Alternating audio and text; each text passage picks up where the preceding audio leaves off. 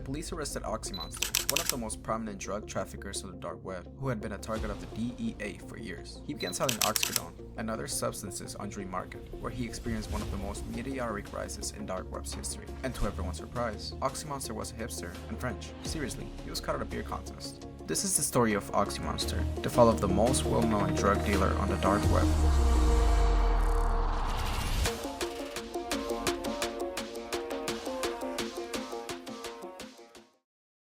In 2017, the dark web suffered one of its biggest blows with Operation Bayonet. US law enforcement arrested Alexander Cassis, founder of Alphabet, the largest black market on the dark web. Alex was found dead under strange circumstances in a Thai prison. A month later, it was revealed that the Dutch police had been managing another dark web's market called Hansa, through which they had gathered data from buyers and sellers, intercepted shipments, and made arrests worldwide. Operation Bayonet significantly impacted the dark web's black market ecosystem. After it happened, buyers could no longer trust whether the person they were dealing with was a real seller or an FBI agent, and sellers couldn't be sure if they were dealing with a legitimate buyer or another agent. Paranoia began to set in. In fact, research from the Netherlands organizations Applied Scientific Research showed that before the events with Hansa and Alphabet, it was normal for sellers to move from market to market. When Silk Road was shut down, for instance, the same vendors appeared in the next market, and when that one was shut down, they moved again. But according to the study, after Hansa and Alphabet, sellers began to take more precautions. Some changed their PGP encryption keys, which we will discuss later. Others changed their usernames, and some changed both their name and PGP key, essentially starting from scratch. This was drastic, because starting over meant losing all the reviews and ratings they'd built over months or even years. All that trust they had gained was now gone, and buyers might now think they were scammers or undercover cops. The study also mentions where the sellers migrated after Hansa, Dream Market. The graph of new registrations in this market skyrocketed right after Operation Bayonet. However, it didn't grow as much as Hansa had. The reality is that Dream Market never reached the size of Alphabet, but it did have a peculiarity. Dream Market was, without a doubt, the longest lasting black market in the history of the dark web. It was created in 2013, the same year Silk Road was shut down, and survived until 2019. For 6 years, it operated while the DEA and FBI shut down other black markets one by one. Are you responsible for the production and possession of that drug? Production? I've never produced anything. I order it from online and it comes, and then I basically just distribute it, and that's it. The man in the images is Gal Vallerius, one of the first to fall among the traffickers on Dream Market. His case met headlines due to the severity of the substances he was selling. Fentanyl.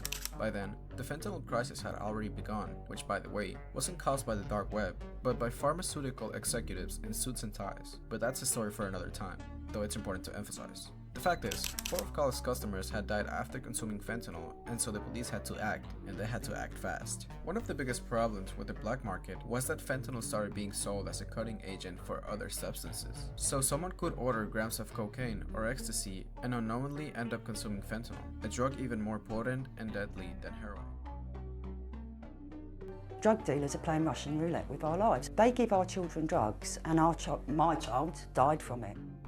Michelle Fraser lost her 16-year-old son who consumed fentanyl thinking it was ecstasy, and he unfortunately died from an overdose. It's important to point out that this is not a problem exclusive to the dark web, but to the black market in general. Every weekend, thousands of young people buy a gram of whatever from street dealers, consuming a mix of substances that they are unaware of, and play Russian roulette. This is one of the arguments made by proponents of legalization, as legalizing would bring regulation, potentially reducing these problems. Some even support dark web black markets specifically because they usually have a rating system similar to Amazon, with stars, reviews, and more, to help determine if what the seller is offering is good or bad. I won't take a stance on this, but I do think people may rush to conclusions without considering these aspects. Gal Vallerius was sentenced to 8 years in prison. He had contact with 144 users, possibly customers, 4 of whom died from fentanyl overdoses. Kyle admitted to purchasing the drug from China and reselling it on Dream Market, but he didn't mix it or sell it as another substance. He simply was in charge of the distribution of it.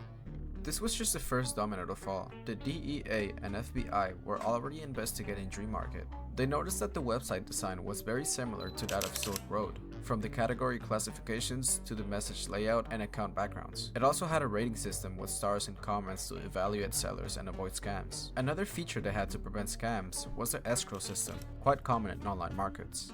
It means that when you buy a product, the money is being held in escrow, instead of paying the seller directly, which could result in being scammed. The money is paid to Dream Market, which holds it until the transaction is completed. Another important feature of Dream Market was that it didn't just have an escrow system, but also a mixer, which mixed the cryptocurrencies in small transactions to make it harder for authorities to trace the money. At the time, YouTube was filled with users doing unboxing videos of Dream Market orders, like famous YouTubers opening toy boxes, but instead with cocaine and LSD inside. They also found a forum on the site, Dream Market Forum. Having a forum for questions is common on these types of black markets, but in this case, it gave them the first clue. One user stood out from the rest. According to his profile, he was a senior moderator and had written more than 1,000 comments on the forum. His username was OXYMONSTER. OXYMONSTER had registered on the forum in May 2015. 7 months later, in December 2015, he posted the following message. Being promoted is always nice, especially when you reach the admin role. With that being said, we'll focus more on the market's aspects, obviously. It seemed OXYMONSTER came out of nowhere and in 7 months had become an admin. This meteoric rise was in reality impossible.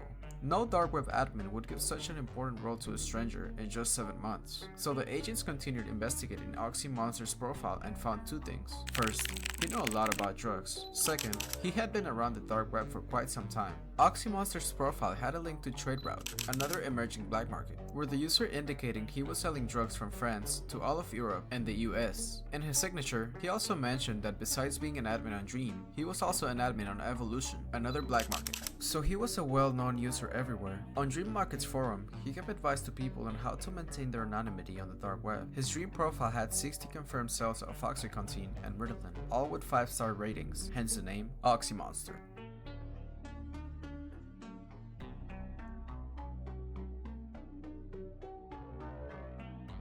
At this point, the FBI had already put him on the radar. Unlike Alexander Cassis, there was no tip-off here, just a huge mistake that anyone who knows a little about cryptocurrencies could have avoided.